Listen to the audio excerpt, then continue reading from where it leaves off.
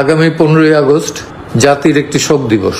আপনারা যে যেখানে থাকেন, সেদিন শুক্রবার সেহেতু অন্তত কালো জামা না হলেও কালো একটা ব্যাজ ধারণ করেন এবং বঙ্গবন্ধু এবং তার পরিবারের যে 16 জন পরিবার এবং 2 জন বাইরের বোধহয়, একজন কর্নেল জামিল আর একজন হইল বরিশালের রিন্টু, আপনারা তাদের জন্য দোয়া করবেন আল্লাহর কাছে।